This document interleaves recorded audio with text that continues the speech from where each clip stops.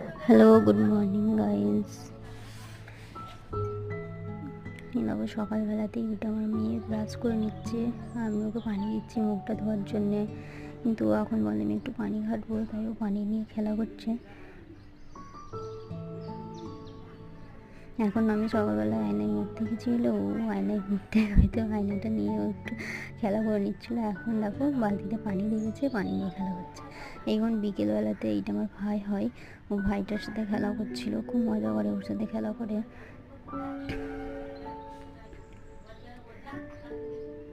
ফুচকাওয়ালা এসেছিলো, তো ফুচকা খাওয়ার জন্য কাঁদে, তো আমি একটু ফুচকা কিনে দিই। বিকেলবেলায় গেছিলাম আমার একটা ভাবির বাড়ির ছাদে, ওদের ছাদে খুব সুন্দর গোলাপ ফুলগুলো ফুটেছিলো, তাই একটু ভিডিও করে নিলাম।